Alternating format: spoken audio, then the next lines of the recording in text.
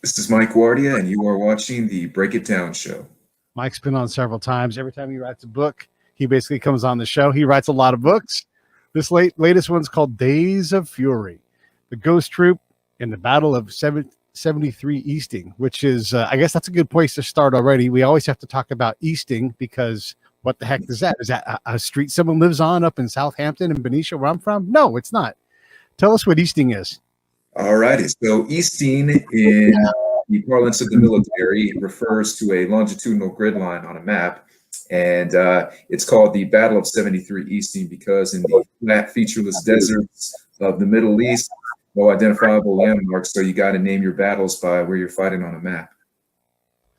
And when you say longitudinal, those are the ones that go pole to pole, as opposed to latitude that go north and south. And so it just kind of helps you figure out where we're at. What's interesting about this era of fighting is, I guess, Blue Force Tracker was nascent, maybe not present in all units. You know, it was starting to kind of come out. But most importantly, GPS became a thing where we could start to know where everybody is. Right. Yeah. So that was really the first conflict where GPS came into its own. And as far as a Blue Force tracking system goes, we were really reliant on the Air Force to help increase our situational awareness of where our friendly elements are and where our not so friendly elements were. What does that mean, though, in terms of explain that in the context of the times and what a difference, what a leap that. I mean, now, like, literally infantry platoons can launch their own drone, and there's drones above that. And then there's satellite. I mean, there's real time where things are looking at kind of, but that wasn't the case back then. No, it wasn't. So about the most advanced thing that we had was this system called the Trim Pack GPS, and it was about the size of a modern day car stereo, and you only had enough of these things to go around, and you could only use them at certain times of the day because the satellites would have to be in a particular position for you to get the proper grid coordinates, and for everything else, you would have to rely on the Air Force fixed wing asset, these modified 707s. Who would be using their own interconnected systems of radars to be able to tell a unit on the ground, okay, here's your frontline trace, and maybe 5 to 10 clicks out in front of you, there's going to be a not so friendly element, and it's a bunch of constant 2 and even 3-way communication, which it did help situational awareness. Oh my God, it was information overload for a lot of the people on the ground trying to make sense of all these reports, listening to like 3 different radio nets, stuff like that. Yeah, that's right, huh? Because you're used to, I mean, you've trained up for decades on a different kind of combat, and now you're getting information overload. Because, I mean, before that, and for the Iraqis, they didn't have these advantages. I mean, if anything, we blocked out their satellite communication. Yeah, they were really fighting in the dark, and in many cases they were fighting blind, and they actually expected that to work in their favor because they weren't counting on the coalition forces to have things like GPS, to have things like radar tracking systems. And they said, okay, well, if we ourselves are getting lost in the deserts of the hinterlands of Iraq, then I'm sure the Americans are going to get lost too. So if we stay put and do some tight interlocking formations, we're going to be able to find some wayward coalition unit and be able to win the day like that. Severely underestimated our SA capabilities. SA capabilities, help us know what that is. Oh, right. So SA is an acronym for situational awareness, and it's basically just anything that gives you more of a real-time look at what's going on in the battle right in front of you and the battle happening on your left and your right. I remember reading a news story when this whole thing was going on. They talked about how the Iraqi army was the 5th biggest army in the world. Of course, later on, the joke was they got turned into the biggest track team in the world. But this was no joke. Like, leading up, like, this was going to be a nasty, hard fight because an experienced, I mean, probably the most recent big, combat maneuver kind of army. I mean, experience was the Iran-Iraq War, and this is only a couple of years later. I mean, really, you could measure it in months between the end of the Iran-Iraq War and the Storm Desert Shield era. It's is it surprising when we look back at how much we overestimated Iraqis' the Iraqi army's capability?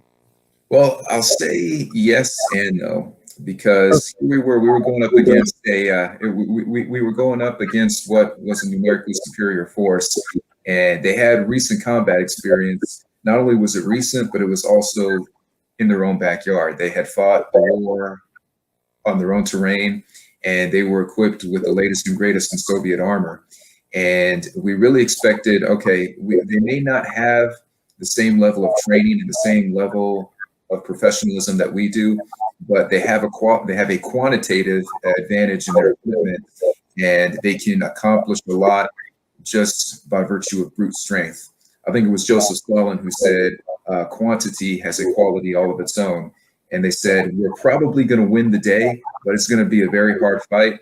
And a lot of the talking heads, a lot of the defense experts were saying things like, hey, we anticipate as many as 20,000 casualties on the first day of the ground war alone.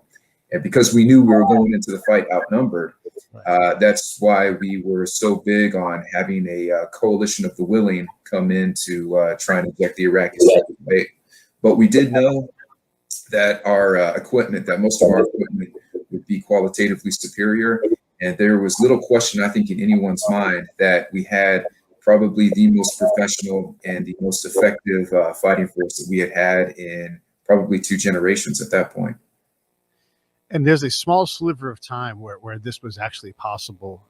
But let's talk real quick. Let's compare and contrast the M1A1 Abrams and the Russian tanks, because the T-72 was supposed to be a pure machine, but when you hear about how they were deployed, they don't seem like peers at all. No, they aren't. And the thing with the T-72 is that by itself, it's actually a pretty effective tank. It was the right tank for a war that would be fought on the plains of Europe in the 1970s and possibly even the early 80s. But by the time the M1 Abrams came online, its fire control system, its optics, and pretty much anything that made the tank viable on the battlefield really couldn't hold a candle to the M1 Abrams. Here you had a tank that was at least half a generation ahead of even the best thing that the Iraqis had on the ground at the time. And I think what a lot of people also have to remember is that the Soviets, whenever they exported their tanks or their MiGs or their Sukhois, they never exported the top quality variants of the products that they built. I mean, granted, not a lot of the Soviet equipment was that good to begin with, but they were selling degraded copies of their T-72s and their T-80s out to these exporting countries. So an Iraqi T-72 isn't going to be of quite the same build and quite the same quality as a homegrown Soviet-built T-72 tank. And in terms of like the fire control, I mean, there's different theories, like, there's manually loaded, there's automatically loaded. Right. And then like our tanks, if I'm not mistaken, can drive 50 miles an hour and fire the main gun basically at the same time. I mean, maybe you have to stop for stability purposes. I don't know. But the T-72, there's a dude in there going, trying to turn the gun around.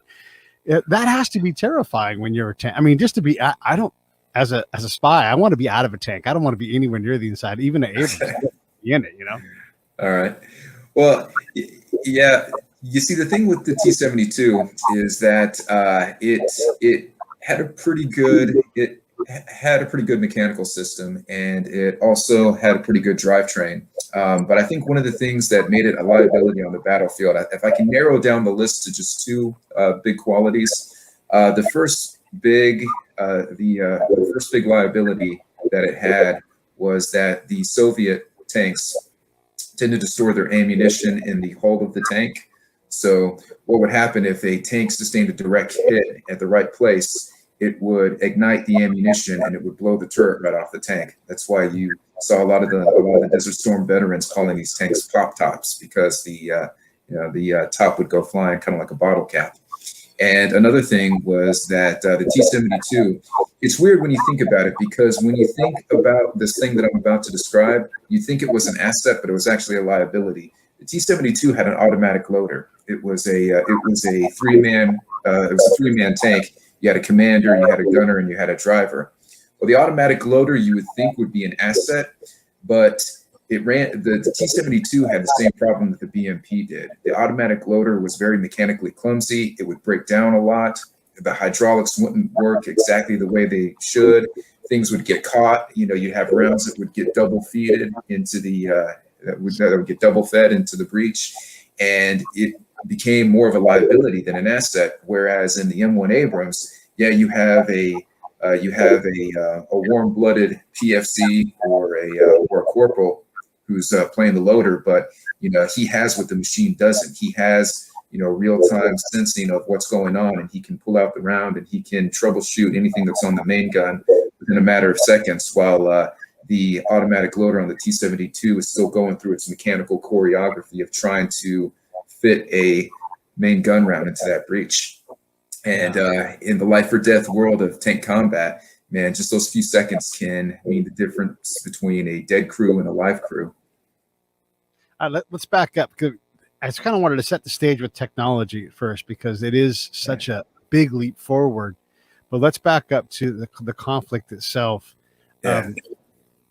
How does all this start? How do we even end up in Iraq? I mean, I think we need to cover that, because a lot of us know, but there's a whole lot of people that have been born since then have never even heard of these kind of fights. Yeah. So the relationship that we had with Iraq actually stretched back into the earlier part of the 20th century. They were among one of our closest allies in the Middle East at the time. As a matter of fact, as early as the 1950s, we were training some of the Iraqi fighter pilots over here. So we had a long, continuous relationship with Iraq from almost as long as that country had been in existence. And then you had Saddam Hussein, who came to power in the very late 1960s. First as the vice president, then eventually he rises to power and becomes the president of Iraq. Well, he does a lot of things to modernize Iraq, try and bring it into the fold of the 20th century. And in more ways than not, he actually does a lot of modernization and industrialization that brings Iraq right up to the cusp of being a first world country. But his fortunes change in the wake of the Iranian Revolution, because when the Shah of Iran gets deposed and the Ayatollah Khomeini takes over, well, the Ayatollah Khomeini is a Shiite Muslim, okay? Iraq's population is majority Shiite, but Saddam himself is a Sunni Muslim. So he's looking across the border and he's telling himself, gosh, if the Shah of Iran fell that quickly, I'm afraid that his rhetoric is going, the Ayatollah's rhetoric is going to galvanize Iraq's Shiite majority and make life very difficult for me. So he launches a preemptive strike against Iran right after the Iranian Revolution is done, and he's hoping to take advantage of the chaos and instability following the Shah's exit. And for the first few years of the conflict, Iraq actually has the upper hand, but it quickly devolves into a stalemate, lasts a good 8 years, finally ends in 1988. And Saddam is now straddled with this billion-dollar war debt, most of which has been financed by Kuwait. And since he can't really pay his war debt, what does he do? He decides he wants to invade his neighbor to the south and justify it by saying, oh, well, there's been a long-standing border dispute between the two of us, and they're slant drilling my oil across the Kuwaiti border. So, yeah, this invasion is justified. Everybody knew it was bogus, but, madman is going to do what a madman's going to do, right? Yeah. There was also the claim that they were, at the time, the 19th province. They had always been part of Iraq, and they were just claiming what belonged to them, And then, is it America that just says, let's go? Or is it something different that goes and rebuts this? Yeah, well, so America was leading the charge. And, as a matter of fact, I have vague memories back then of George H.W. Bush getting on TV and saying, this aggression will not stand, this aggression against Kuwait. And what he does is he goes through the venue of the United Nations and says, look, here is this unchecked aggression against Kuwait, unwarranted, uncalled for. Let us give Saddam a deadline to where he can make a full repentance of his transgressions. But if he doesn't eject himself from Kuwait by this particular date on the calendar, then we're going to go in after him. And Yeah, so it was one of the I think it was one of the few conflicts in modern history where we had the full backing of the UN and almost everybody was on board. Why does the UN care about this? Why not just go, hey, that's a Middle Eastern business, that's Iraqi and Kuwaiti business? Yeah, well, they probably thought that at first, but they figured, okay, well, this has the potential to destabilize the region and have a snowball effect, and it can escalate to a level that we don't want it to go. First of all, when Saddam invades Kuwait, that puts him in control of a rather sizable percentage of the world's oil reserves, and then he starts massing his forces along the border of Saudi Arabia. Now, in 1990, Saudi Arabia was our closest ally in the Middle East, and the House of Saud certainly did not want to see any Iraqi tanks rolling across their border. And I think everyone at the UN Security Council was of the same mindset. Well, gosh, if he ran over Kuwait that quickly, Saddam has the fourth largest army in the world and the largest air force in the Middle East. He's going to be in charge of nearly 30% of the world's oil reserves if we don't stop him. And there were quite a few people, George Bush Sr. included, that said, "Hey, we're dealing with Hitler reincarnated here. So let's try and seize this moment to stop aggression before it escalates into another situation like we had in Europe in the 1930s." What are your thoughts? I mean, you've looked at this. You're familiar with a lot of the other secondary history that kind of applies to this area. Mm-hmm. Was there a better way? I mean, I would submit that the Middle East is less stable now, or equally as unstable, because it's kind of hard to say that the places are very stable, because as soon as this one little pocket gets stable, the other pocket is in chaos. But you had this three-state, I'll say, parity. You know, they may all want different opinions posed, but we're not any more stable now. So what else could have happened? Should we have just left this alone before kicking off all of these Middle Eastern incursions? Or was this probably the best path? I mean, or maybe something else. Maybe you've got a different option. Well, when I think about the Middle East and its history, not only in terms of the 20th century, but for centuries on end beforehand, I think it would be hard to call it stable at all. I think stability has been the exception there. It has not been the rule. And there are as many reasons out there as the day is long. But for this particular conflict, what I think we would have been better to do is, I think that we should have gone into Kuwait. I think that Desert Storm was a necessary conflict. And now I'm in two different minds about this. On the one hand, I think that if we had 500,000 troops in the desert and the backing of the international community, that would have been the time to do some regime change and not wait 12 years later to go back into Iraq again with Operation Iraqi Freedom. So that, I think, would have been easier to pull off, and it would have been the logistical picture, I think, would have been a lot simpler. That's just my theory. I also think that if we had left Saddam in power to just keep things as they were with the no-fly zone, follow a policy of containment, and do whatever it is we could to keep him in his box, because it's seeing how everything has played out post Iraqi freedom, it's hard for me to give a soldier's blessing to the current state of affairs in Iraq, and also with Syria and ISIS and all that other jazz. Yeah, go ahead. Yeah, so those are just my opinions. I think those would have been two viable options. I think the time to do regime change, if we were going to do it, would have been back then, when we had a wider berth of support from the international community, and we had more resources, really. Because the international community, I mean, I know I use that term loosely.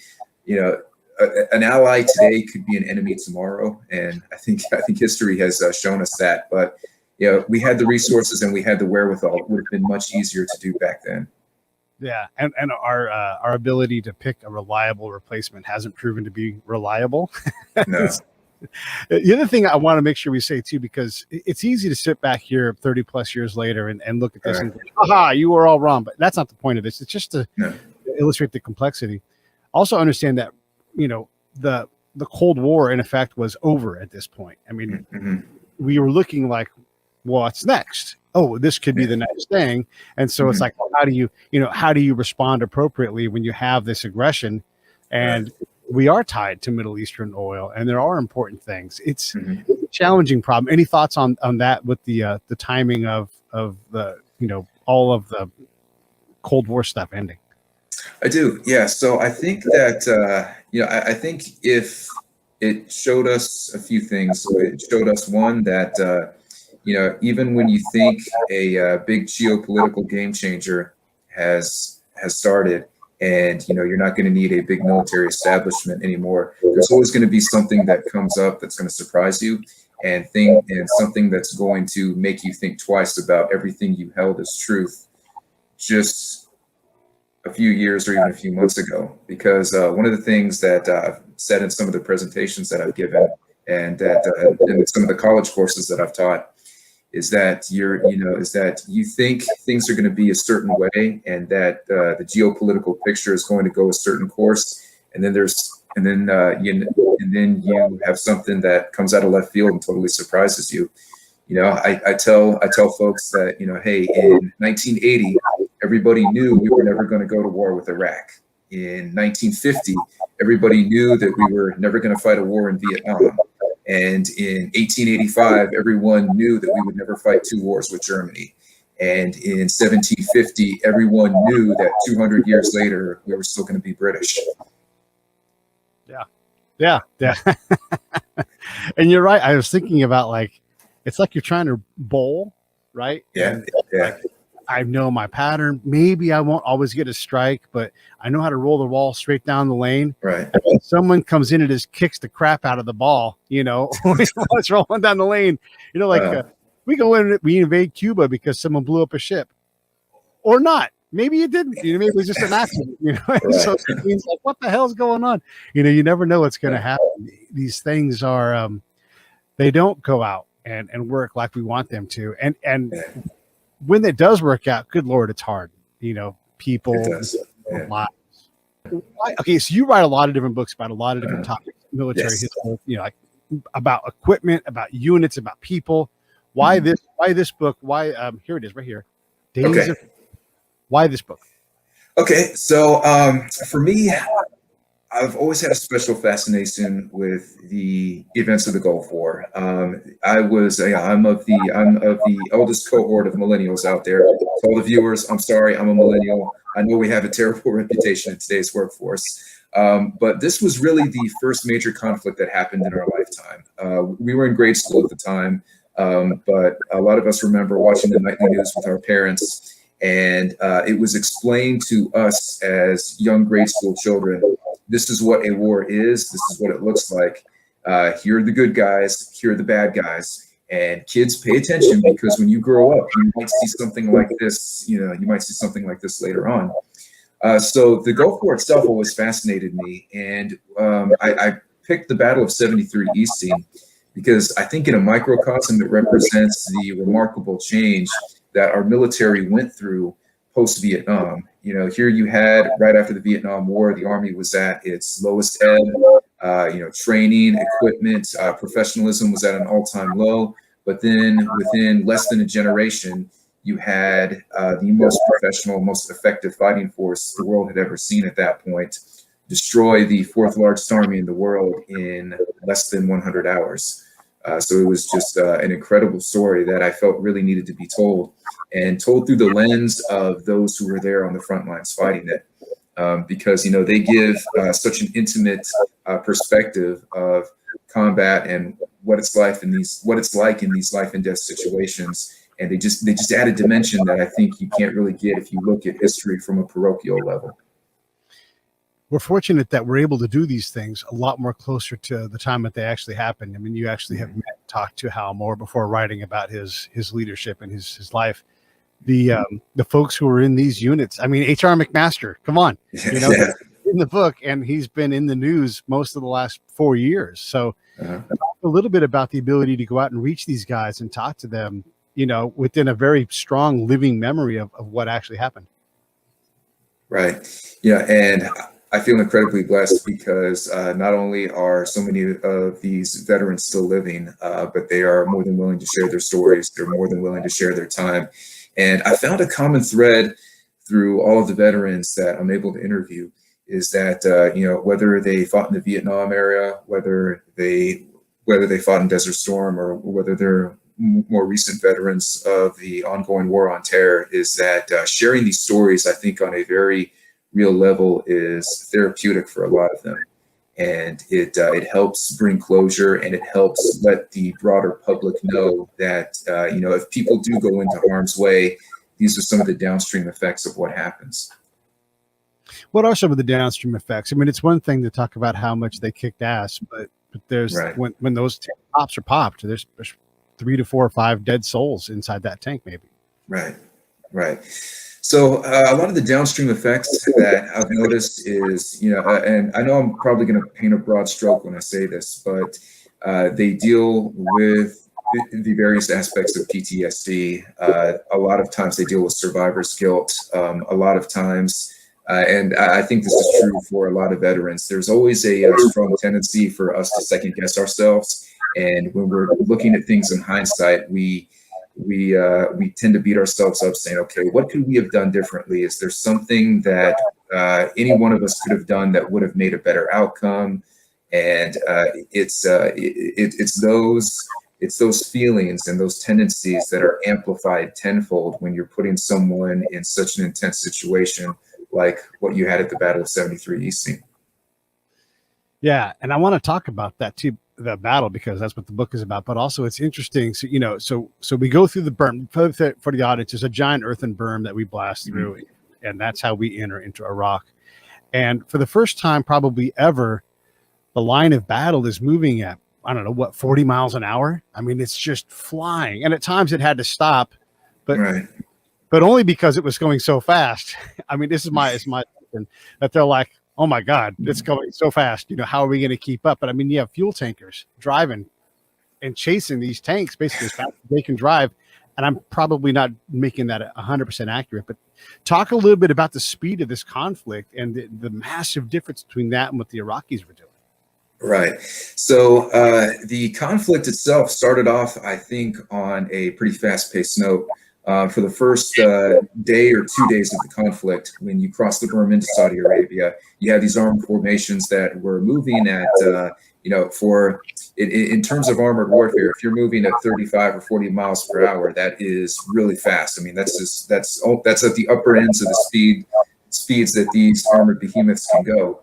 But what I found interesting is that when you get into the battle proper, you actually see these assets start to slow down in their speed. And even though things are happening at a mile a minute, and you're firing your gun in succession, one main round's going out of the tube after another, the speed of the vehicles themselves actually drops down to as low as, as slow as 5 to 10 miles an hour. And one of the things that I got from the veterans is that it seems counterintuitive that you would be moving that slow, but you actually need to move the vehicle that slow in order to maintain good situational awareness of who's on your left and who's on your right. And it's weird because you don't even realize that you're going that slow because your mind is focused on how fast the main gun is firing, how fast the coax is firing, how fast your 50 cal is going off. And you get a false sense of how fast that you're going, because when the battle was over, they were going through the logs and they were going through the reports and they were doing their calculations. They're like, wow, we cut across this battlefield at barely 5 kilometers an hour. How is that possible? Yeah, that's funny. And then when we're doing like this combined approach too, because we have Kiowas, Apaches, all these helicopters flying in support. We have AWACS off over Italy somewhere communicating, and you're putting a lot of information. Let's talk about that again. We're like, so now we're coordinating all this stuff. A Kiowa pop dome up over the top. There's 100 tanks over here. Here's where they are, and all of these things are combined into this. So that 5 miles an hour really is pretty, like you said, it's pretty fast when you consider that all things that are being processed. Right. Yeah. One of the things that really stands out about Desert Storm is that this really was an information age war. That you had more electronic assets, you had more real time communication, and it's weird because you see it and you read the stories about how all of these electronic assets are communicating with each other, but those who were actually on the ground and even the equipment operators themselves came back and said, well, there were so many things that we could have done differently. We were very close on a number of occasions to having fratricide incidents because there were delays in information relays. And one of the 73 Easting vets that I spoke to in particular, he said that he was glad that Desert Storm taught the Army and the Air Force one thing. It said how to tighten up their communication, because we were just starting to get this off the ground at the tail end of the 1980s. And a lot of the hiccups and lessons learned from Desert Storm really helped improve our comms and our SA and made it into what it is today. Yeah, that reminds me, like even radios had jumped forward pretty far. We had enough SINGARs for everybody, but you had a lot better ability to communicate laterally. But then you realize you have to communicate spherically, on different channels with different units. And like you said, you get all these multiple feeds in your head. How was fratricide? I mean, there has to be some, because it's a dangerous thing and accidents happen. How was it? Right. Well, I have to tell you, as far as Desert Storm is concerned, the fratricide incidents that we had throughout that conflict were incredibly low. There have been a few video feeds that have been immortalized. You can even find some of these on Facebook, where a combination of fatigue, a combination of confusion and long work hours and delays in communication had American assets firing on targets that they thought were Iraqi, but just happened to be somebody else. There's one video that I can point any one of the viewers to of an Apache helicopter who accidentally fired on an M2 Bradley fighting vehicle, somehow mistaking it. I think the pilot identified it as a ZSU or perhaps an Iraqi BMP, but on the whole, I mean, fratricide's never a good thing. It's always a tragedy, and nobody ever means for it to happen. But just given where we were in the technological picture at the time, those incidents were so few and far between. Yeah, and it's only gotten better. I mean, we still have it occasionally, but it takes a lot of chaos to make it happen. Yeah. And what about the tankers? When they're in the tank, what were they relaying to you? What was hard about what they were doing? I mean, obviously, look, if you're a tanker, you're rolling around, you're killing tanks, you're having a blast, right? But combat's hard, and it's not always fun. And so, what were some of the things that you learned about that were maybe not as fun? Well, the things that really stood out to me, they seem to focus not so much on the tank's capabilities and not so much on the difficulties that they had with maintaining situational awareness. It was really the after effects, when the speed of the battle started to catch up to them and they had time to process everything that had happened. That's when it really hit them that, hey, wow, I was using a 50 cal machine gun, and I was firing at a line of Iraqi troops who were trying to kill me. But as I was firing the gun, all these body parts were flying everywhere, and gosh, that was that was a pretty intense thing. It was necessary, but it was intense, and just the thoughts, and I think the tertiary demons that they had to wrestle with, knowing that was what they did. And there was one particular story that stands out to me, was that there was one point in the battle where a tank actually had to run over some Iraqi dismounts. And the driver of that vehicle, he told me this, and I'll never forget it. He said that even over the explosions of the battle and the sound of the tank itself, I could still hear the man's bones break under the treads of the tank. And I think it's incredible how resilient these veterans can be, just to be able to come back from something like that and not let a lot of those very painful memories weigh you down or affect your ability to function later in life. Yeah, it's horrifying. How much contact did these guys see, and how soon did it happen? I mean, 73 Easting is a title. It's a space. Right. You have no sense for it. So talk about this, like the combat space and what it was like and how long, because this whole thing's over really fast. I mean, 100-hour war is not Right. Right. Yeah. So Ghost Troop's portion of the battle actually lasted a lot longer than some of the other troops that fought at 73 Easting. The space itself, if you can imagine, just imagine a seabed, right, that has been completely drained of its water, flat and featureless almost as far as the eye can see, and that gives you a good sense of the battle space. Quite a number of 73 Easting vets told me that it was ideal. It was ideal maneuver space for tanks because it was wide open and you could engage each other from standoff distances. And quite a number of them told me that tank warfare in that respect starts to resemble. It really starts to resemble naval warfare. Right. That you basically have these tanks that are becoming dreadnought battleships in their own right that are engaging each other from standoff distances. They're moving in these massive formations. And they said, gosh, it's like we're naval officers now. But there was one particular aspect at 73 Easting itself that was a critical terrain feature for both the Americans and the Iraqis. And it was just a very gentle slope. It was a very gentle slope that was about maybe 3 meters and maybe a 5% grade at its highest. But what I think a lot of cartographers and even a lot of military planners didn't anticipate at the time was that even in the flat and featureless deserts of Iraq, if you have a rise or a slope, even as shallow as 3 meters, that's going to be of a pretty big military significance, because 3 meters in the open desert can mean the difference between having defilade and not having defilade. And it was that defilade on that ridgeline that traced the 73 Easting itself that allowed some Iraqi vehicles to hide and not be able to be seen until the American vehicles were right up on top of them. Wow. And then how does that go when the tank rises over the crest and there's tanks there, opposed to tanks? How does that all get sorted out? Well, in a slugging contest of brute force, even if a BMP is firing at point blank, there's no way it can stand toe-to-toe against an M1 Abrams.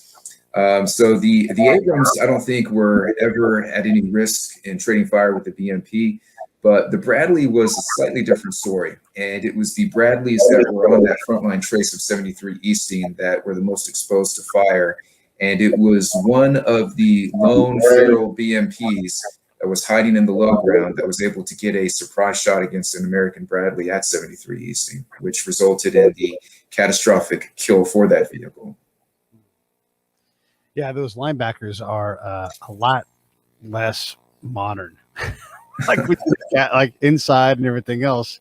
Again, I would never want to be inside of one. I know this guy's entire job is to go inside. How did they fare in this more modern battlefield?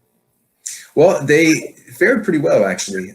You had the tow missile launchers that were part and parcel to the Bradley, and they registered numerous kills on Iraqi BMPs, T-55s, T-72s. They fared very well. The one thing that I can attribute to the tragic loss of a Bradley at 73 Easting was a proverbial lucky punch from a BMP that just so happened to be in the right place at the right time. And I think what added to the picture was that the vehicle had already been neutralized from a main gun round from another tank. But either one of the original crewmen of the BMP had survived, or another wayward Iraqi from another vehicle or even a dismount got into the tank and started taking pot shots at the nearest Bradley they could find. Yeah, wow.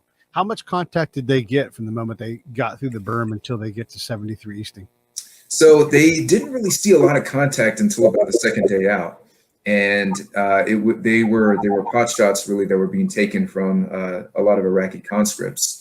And, a lot of the frontline soldiers that had been put out there in the Iraqi wilderness had been conscripted at gunpoint. A lot of them didn't have shoes. A lot of them were dehydrated. They were starving. They had zero love for Saddam, but they felt compelled to fire off a few shots just for the sake of defending their homeland. And interestingly enough, when Ghost Troop came upon a few of these early Iraqi conscripts during the second or third day out into Iraq, they found one who spoke perfect English. I mean, his English was impeccable. He could even speak it without an accent. And it turns out that this was an Iraqi American who had studied at the University of Chicago. Wow. And he had been back to visit his family. And right off the streets of Baghdad, got conscripted by a Ba'ath Party hit squad that said, hey, go to the front lines. Yeah. Jeez. Is that guy still around? I hope he is. I hope so. Yeah.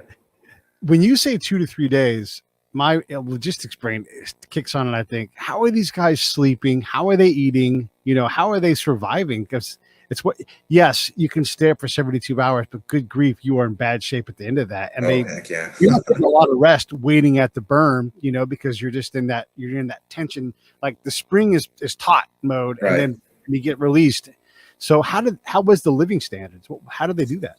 Yeah, so the adrenaline could only keep you awake for so long. Afterwards, sleep becomes easier once the adrenaline dump kicks in. And one of the things about armored crewmen is that they have the ability to sleep almost anywhere. They could sleep. They can sleep sitting upright. They rest their head against the scope of a gun, and they would catch cat naps as frequently as they could. And one of the things that they were able to detect about their own physiology is that because we were so amped up and because we were going through these cycles of adrenaline peak and adrenaline dump, we found that if we took cat naps anywhere from 15 to 20 minutes at a time, we could get a sprint of energy that would last for a few hours before we would have to cycle through another cat nap. And how does the command manage that? I mean, these guys need sleep. And the older you get, the more you realize, like, it is dumb to stay up for 96 hours. Yes. Oh, goodness. But yeah. How do they manage that? You just like mandatory stop, everybody take a nap. We'll talk to you in 20 minutes. Yeah, well, a lot of it was handled at the troop and even the platoon level. So what they would do is they would say, okay, well, if we're going to have a short halt here, we're going to cycle through a rest plan. The vehicle crews can determine who's going to be awake, who's going to sleep. When we stop for the night, we're going to have rotating guard shifts. Somebody's going to be on fire watch. Somebody's going to be on guard. They try to make it so that each soldier has an opportunity to sleep. And, it could be for as little as 20 minutes or it could be for as long as an hour. But everybody has a little bit of shut-eye afforded to them, and they could kickstart their physiology for the upcoming day. But goodness, I know what you mean. Here I am. I'm almost 40 years old, and I cannot do all-nighters like I could when I was 20. Yeah. That skill has left my body. I couldn't do it if I tried. But you're young, you're like, hey, that was a hallucination. You're like, that's bad. You're trying to not kill yourself and other people. The living conditions things is really interesting. What about eating? Were they eating MREs? Were they getting hot chow from what you brought up? What was going on? Mm-hmm. Yeah, so for most of their time in Saudi Arabia, they would get an occasional hot meal, and they would also have those have those prepackaged tray meals that that we had in the military. They would get those. They would also get some canned rations like the beef renouni, and but most of their diet was the MRE, the meals ready to eat, and that's what carried them throughout pretty much all of their time in Iraq. And MREs, for any listeners out there who are unfamiliar, those are prepackaged ration meals that are called meals ready to eat. A lot of them are sealed tight. A lot of them are freeze dried. They're not fancy or fulfilling meals by any means, but they do at least give you the amount of calories you need to get you through the day. MRE is also the subject of a very humorous alternate acronym. We all know that they stand for Meals Ready to Eat, but soldiers often call them Meals Rejected from Ethiopia. They've gotten a lot better, though. I mean, that era, they have. MRE, there was no heater. Like, once they put a heater in every pack, it's like, oh, come on, forget about it. These instantly so much better. Right. And I also like how the military has its sense of humor, where it gives the instructions on the heater: put this against a rock or something. Right. That's just specify. I love that part. What about the aerial assets? I mean, these the ACRs have a lot of things above as well below the Right. ground. Talk about their impressions of the fight. Okay. So, from the perspective of the pilots that were supporting this operation, you had a variety of rotary winged assets that were organic to the ACR itself. Including the Kiowas and the Cobra helicopters. It was beneficial for them to be able to relay information and see farther than any of the ground assets could see. They would be able to tell what troop formations were out there, give a general description of what the enemy disposition was, and they said that it was very beneficial for them to be able to paint the picture for the men on the ground.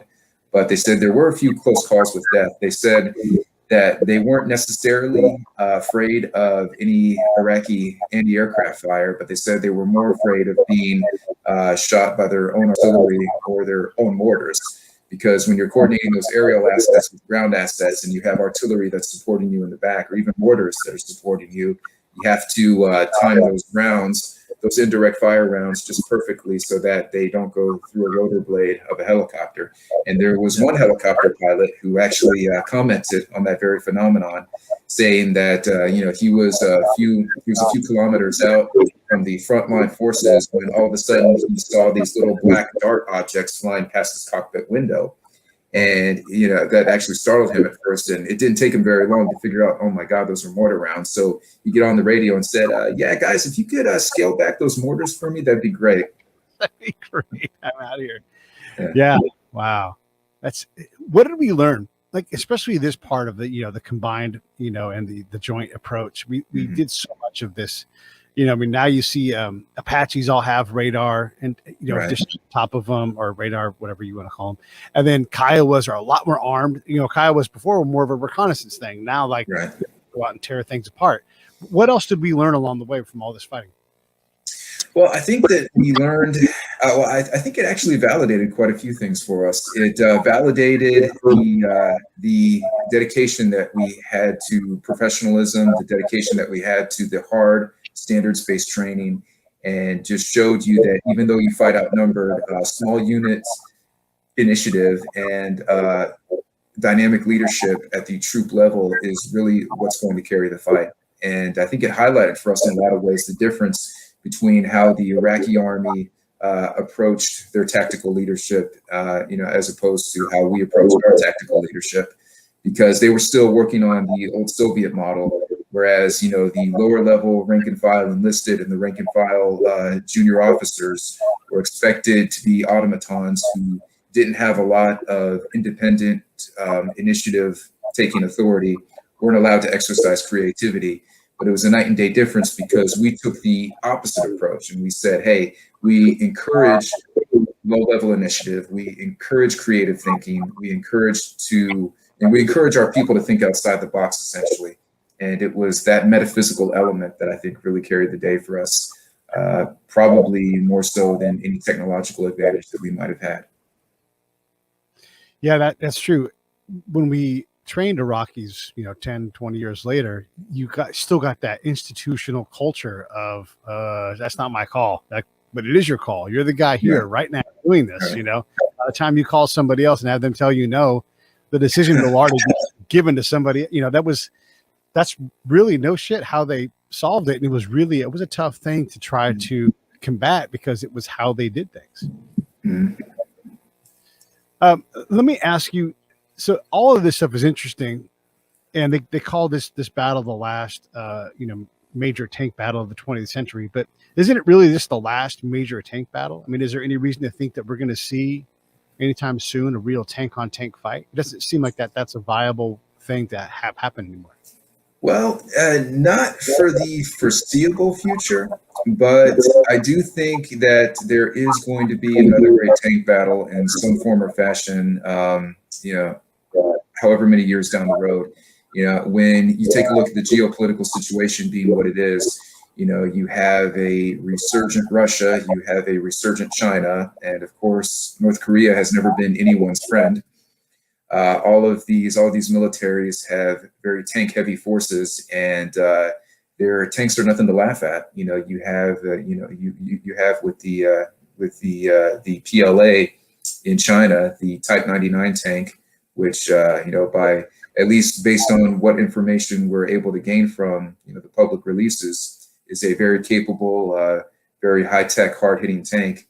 And then, of course, in more recent years, with the Russian ground forces, you have the introduction of the T-14 Armata tank, which, by every standard, has one of the best, if not the best, fire control system of any European tank out there. So, I don't think it's likely that we'll see a tank battle in the future. I just think that, with the three toughest kids on the block, Russia, China, and the U.S., I wouldn't be surprised if at some point in the future there's a tank battle that, if not involving those three countries directly, involves other countries using those tanks against each other. Yeah, for sure. You could see that happening. Yemen and the Saudis or whoever it is getting to a fight with them. You could see that happening. The other thing is when you whoop someone's ass as bad as we did with the Iraqis, we sort of broke or closed the door on a lot of what nations wanted to try to do with combat. Here you see this massive army, well-trained, well-experienced, and they just get destroyed. And who wants to spend money on that anymore? So we sort of created this monster where, like you and I both know, you could take a 70-year-old bomb that may or may not blow up, throw it on the side of the road, and you will shut down an entire battalion as they try to sort out that problem, And so at some point, because how else are you going to fight? You can't go toe to toe with a bunch of Bradleys and helicopters and all working in unison with all this data, except for it to get hyper small and just disrupt everything. I imagine a drone, without any kind of electron, like just drone just sent that a ways, with a sail or something, and it just goes. You don't care where it goes, just to cause chaos would be crippling to us because we wouldn't know what to do with it. Right. Yeah. So the nature of warfare, in a lot of ways, I think has changed over the last 25 years. You've had all these technological advances. You've had new weapons that have come up, and they've been used in ways that nobody had ever considered before. And what I think it's done is I think it's diversified the picture of how we engage in combat. And I think it's broadened the scope of how we're going to approach these conflicts, because, I can think maybe, okay, if I wind the clocks back to 1985, then, the dominant picture was, if we're going to win a war, we're going to win it with brute force strength. We're going to win it, by fighting tank battles on the plains of Eastern Europe, and we're going to win it with tactical nukes. And we're going to it's going to be an all-out gutter war, but fought largely on a conventional basis. But then you fast forward to the present day, 2021, and we now have the cyberspace equation in the picture. We have information warfare. We have electronic warfare. We have economic warfare. We have, drones. We have a much more sophisticated surveillance picture. And while I think those conventional assets are still going to be used, at least in some form or fashion, it's working much more in tandem with the softer asymmetrical assets than it ever was before. Yeah. You might have a guy write some code and spin up a centrifuge, through some Internet of Things technology breach, and all of a sudden it's like, boom, reactor's gone, and that's a tank to do that. So you're right. It's a much more complex fight now. And then also, I don't know if you know John Spencer, but he talks about the urban fight and how these urban structures and going and fighting and, buildings that are over 100 stories tall and having to clear it. It's a mess. It's a mess. Right. Interesting. What's next for you? What are you going to write next? All righty. So let's see. Next in the hopper for me, as a matter of fact, I'm only a few days out from finishing the first draft of this next book I'm working on. It's called Skybreak, and it is a book about the 58th Fighter Squadron in Desert Storm. And their claim to fame is that they killed more MiGs than any other unit in that conflict. And yeah, they had the most number of MiG-29 kills, and they also scored the first air-to-air victory of the conflict. Incredible story. And I think what also needs to be put out there when you talk about the 58th Fighter Squadron is the incredible job that their maintenance teams did. They kept that squadron of F-15s at a 98% OR rate, which was unheard of even in peacetime. Yeah. I mean, we talk about these miracle working crew chiefs, and so that's next. And then also on the horizon, I have a book coming out that is called Danger Forward, and that is a biography of a gentleman named Paul Gorman. Paul Gorman, 1950 West Point graduate. He was decorated for valor at Pork Chop Hill and stayed in the Army, and later became the architect of the infamous Pentagon Papers, and then also commanded U.S. Southcom while we had troops in El Salvador and also in Nicaragua. Is he still with us, or is he passed? He is still with us. As a matter of fact, this year he turns 94. Can we get him on the show? Is he still with it enough to do that? Yeah, and if he can be on the show, I mean, by all means, I would love to send him your way. Yeah. Let's do it. I'd love to have him on and support you and tell his story. These guys they're incredible. These people that have done incredible lives. I love celebrating them. Anything else you want to do in closing? Well, I just wanted to give a shout out to every listener out there for the Break It Down show. To all of our fellow veterans out there. Hey, keep fighting the good fight. Everybody stay safe, and see you guys next time around. Everybody get Days of Fury. Get it on Amazon. There's a link down below. If you're listening on the podcast side, it'll be in the show notes. It's hella cool. It's about military history. If you love tanks, this is your book. It is a lot of fun to read, and I just enjoy it. Like I think about the whole tank thing, right, Mike, with like a bigger picture in mind, and it just amazes me how incredible those guys are and how much they love people. It's a calling, and not all jobs are. Tanking is a calling. Is it tankering? I don't know. Yeah. All right, stand by. Let me sign this thing off. Hey, thanks for watching the show. I really appreciate it. Right here, you can subscribe. Please do that. It makes the show grow. Hit that notification bell so you know which incredible guest is coming up next. Down below is the PayPal link. You can put a small subscription in. That is an enormous help. All that money goes right back into the show. And then right up over here are the next episodes you should listen to, curated by yours truly. Thank you.